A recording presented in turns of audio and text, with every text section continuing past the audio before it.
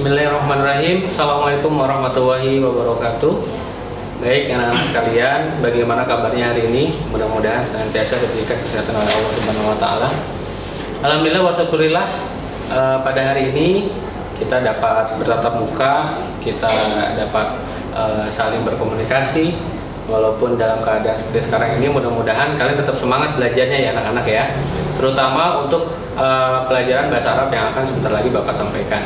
Baik anak sekalian, pada kesempatan hari ini Bapak akan menyampaikan materi pembelajaran bahasa Arab. Nanti kalian bisa buka bukunya masing-masingnya di rumah, yaitu bahasa Arab bab 6 halaman 83 yang membahas tentang tata bahasa susunan kalimat. Nah, pada bab sebelumnya, di bab kelima, Bapak sudah pernah mengajarkan ya tentang apa itu mubtada dan apa itu khobar.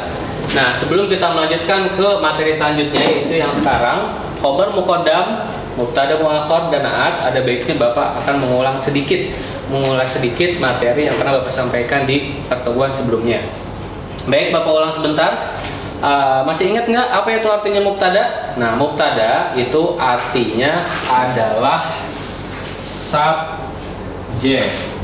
Ya, mubtada itu adalah subjek. Subjek itu dalam bahasa Indonesianya adalah kata pokok atau kata utama yang mengawali sebuah kalimat. Nah, di sini mubtada itu adalah kedudukannya dalam bahasa Indonesia adalah subjek.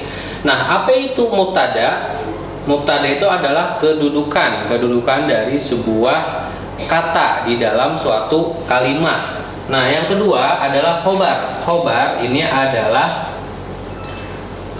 predikatnya ya.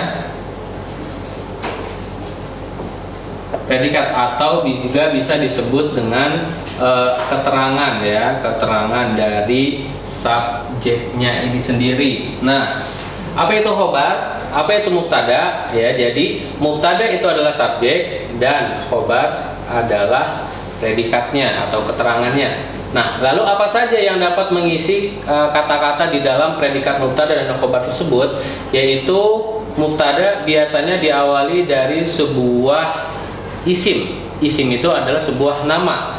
Apa itu nama? Ya apa aja ya, dalam bahasa Arab banyak kata-kata, bisa berupa benda, bisa berupa nama tempat ya. Terutama yang akan kita bahas di sini yang Bapak tulis, yaitu nama isimnya adalah maktabatu, yang artinya perpustakaan. Nah, ini adalah berupa isim ya, jangan lupa diawali dengan alif lam.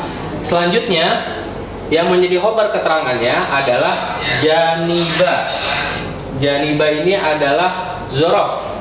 Zorof, maka atau bisa disebut juga dengan kata keterangan ya, atau keterangan dari mubtada itu tadi, dan dia sudah termasuk berkedudukan sebagai khobar atau predikat atau keterangan dari mubtadanya yang tadi. Nah, apa arti janiba? Di samping ya. Selanjutnya dilanjutkan dengan isim majrur. Apa itu isim majrur? Isim majrur adalah nama dari keterangan sebelumnya. Kalau tadi perpustakaan itu ada di samping, dan majrur ini sebagai pelengkapnya, atau isim majrur sebagai pelengkapnya, dan ia wajib diakhiri dengan harokat kasroh. Jadi apabila sebelumnya ada kata zorof atau harfi jar atau huruf jar, maka di akhirnya harus berharokat kasroh isim kata selanjutnya. Nah, sampai di sini al-madrasah artinya sekolah. Jadi susunan mubtada khobar ya, al-maktabatu janiba al-madrasah artinya perpustakaan di samping sekolah. Nah, pada pertemuan kali ini ya, kita akan merubah yang tadinya khobar itu berada di kedua ya, atau di susun yang terakhir, kita pindahkan ke depan menjadi khobar muqaddam, yang artinya keterangan atau predikatnya ya dipindah ke depan ya. Dan yang selanjutnya yang kedua, mubtadanya yang tadinya di awal dipindah ke belakang ya, belakang atau kedua. Nah, di sini ada caranya. Bagaimana caranya? Ya. Selanjutnya naat ya. Naat ini nanti akan kita bahas di akhir, yaitu kata sifat. Nah, jadi kita rubah yang tadinya keterangannya di kedua, kita pindah ke awal. Khobar muqaddam artinya adalah keterangan atau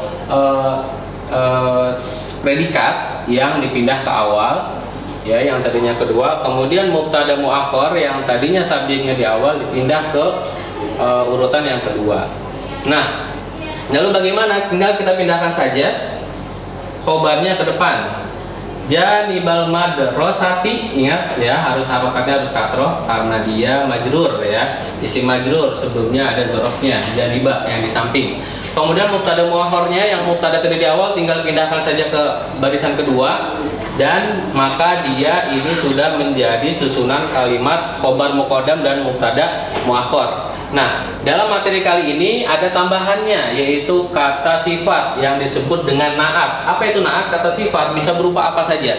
Dalam bahasa Indonesia itu, ya, kata sifat bisa besar, bisa kecil, bisa bermacam-macam, ya, dan lain sebagainya.